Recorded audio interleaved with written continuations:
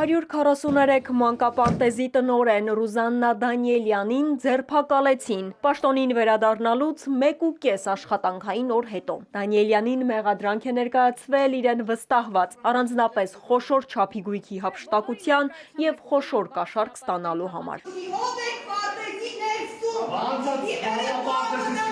Սրանք կադրեր են դատական պրոցեսներից հետո Դանիելյանի առաջին աշխատանքային օրվանից։ Տարիներ անց նա դատարանի որոշմամբ էր վերադարձել հին պաշտոնին։ Դանիելյանի անունը կապվում է մի շարք աղմկահարույց չարաշահումների հետ՝ երեխաներին հատկացված սննդի յուրացում, կաշառք ստանալ, աշխատավարձերի հափշտակություն։ Ասել եմ երբ դատել կամերաներով, չգիտեմ։ Մինչև ձերբակալությունը մեր նկարահանող խմբին դարպասներից ներս չթողեցին։ Տնօրեն լրագրող երկխոսությունը պահակի միջոցով էր։ Մինչև որ քաղաքապետարանից կամ քաղաքապետարանից չասեն, ոչ մեկին իրավունք չունի ընդունել։ Շենգավիթ վարչական շրջանից հայտնեցին, որ Ռուզաննա Դանիելյանի վերանշանակումը կատարվել է օրինական ուժի մեջ մտած դատական ակտի հիման վրա և ենթակա է պարտադիր կատարման։ Բողոքի ալիքը մեղմելու նպատակով տնօրենը հանդիպել էր միայն ծնողների հետ, փակ դռների հետևում։ Դաստիարակները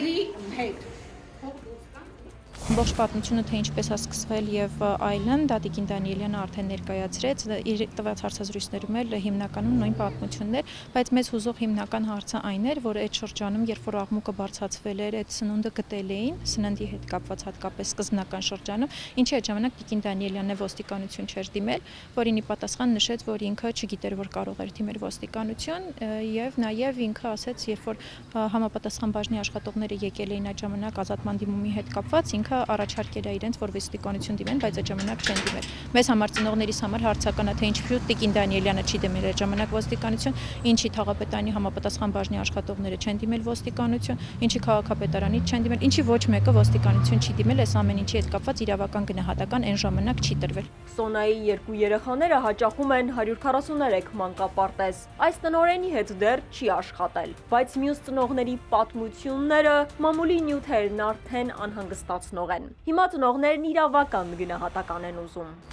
Տարիներ առաջ մանկապարտեզի նկուղում հայտնաբերվել էին արկղեր, որտեղ թաքցված էին թռչնամիս, կարագ, ձեթ, ջեմ և այլ մթերքներ, որոնք պարբերաբար դուրս է բերել մանկապարտեզի տնտեսվարը։ Այս գործով Դանիելյանի դեմ հաղորդում է ներկայացրել 1 տասնյակից ավելի աշխատակիցներ։ 2017 թվականին աժընտրություններից առաջ Ռուզաննա Դանիելյանի անունը կապվեց սկանդալային ձայնագրության հետ, որի համաձայն նա խոստացել էր Հայաստանի Հանրապետական կուսակցության օգտին քվեարկողների 60 հոգանոց ցուցակ ներկայացնել Շենգավիթի թաղապետարան։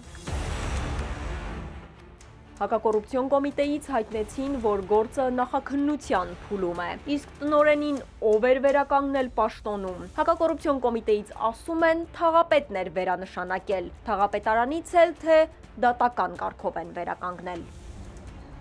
Ալադավթյան, Սիմիկ Մայիլյան, Էպիկենտրոն։